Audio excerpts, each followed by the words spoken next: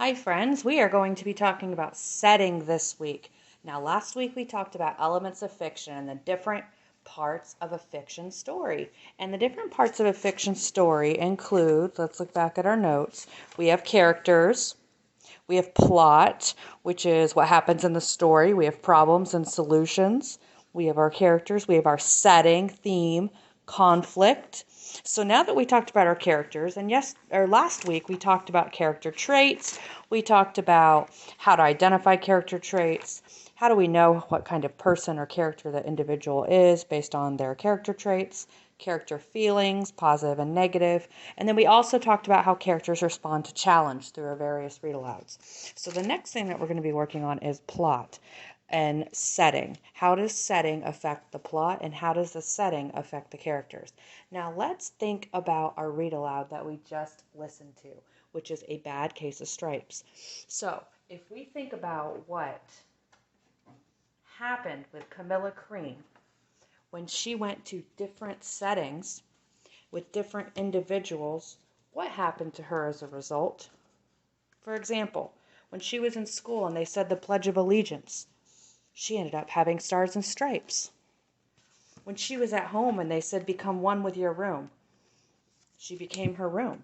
So her setting had a major effect on her. So we are going to be discussing that this week. Today we're going to be focusing on more how the setting affects characters. Okay, so we're going to glue these two in. You're going to cut them out and you're going to glue them in. And these are going to be our notes for this week. Okay, since we already took notes on what setting is the place and the time where the story takes place. Now remember, setting doesn't have to be a specific time of day. It could be a general time, a season, during school, at night, things like that.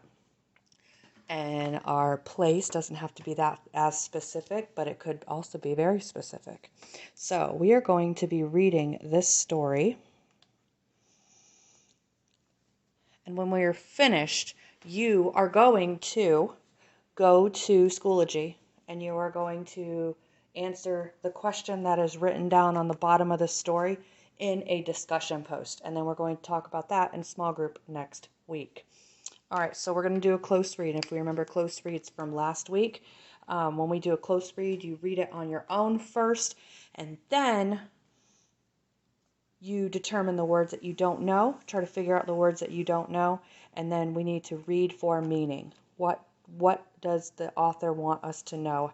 What is the author trying to say before we look into the setting and characters? Okay, so I'm going to give you an opportunity to do that, and you can pause this video while you do that, and then when we return, we will read it for the second time, looking for the setting.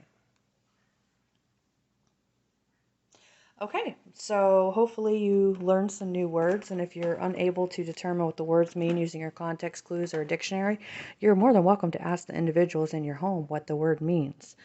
We can also use our devices and Google what does this word mean on Google, and the definition for the dictionary will also come up.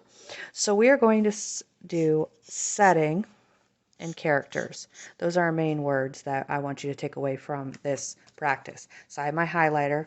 I also have something to do my close read annotations with, my writing as I read.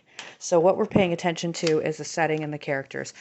What is the setting and how does it change the characters, or how does it affect the characters? If it was in a different place, would it change what happened? Read the story and answer the question that follows. Silas couldn't believe that his sister Wendy had stuck him with his nephew again. Wendy knew how busy Silas was. This was the third time this year she'd asked him to look after Peter. On his way to Wendy, Silas was already annoyed. He'd forgotten his sunglasses and the sun was really bright.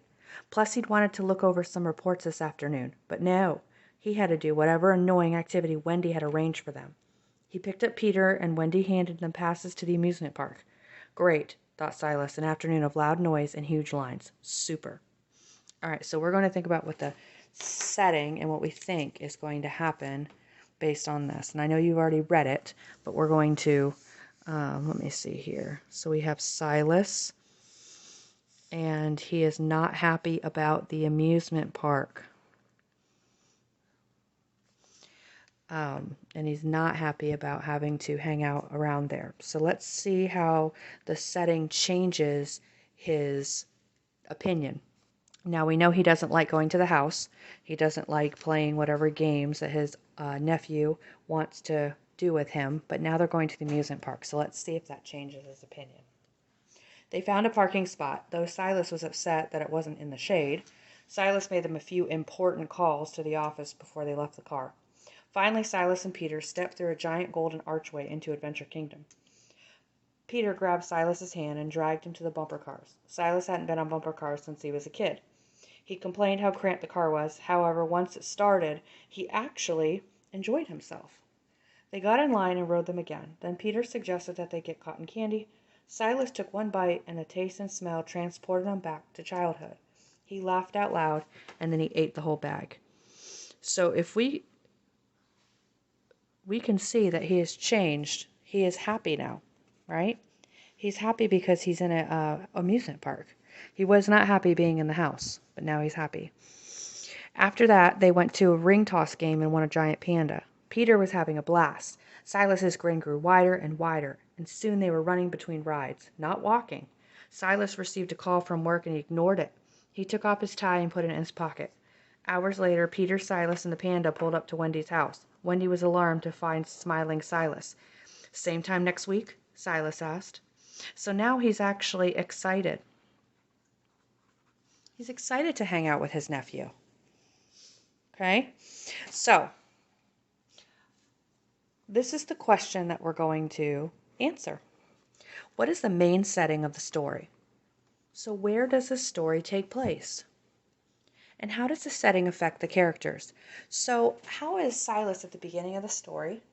And how does he change based on where he is in the setting?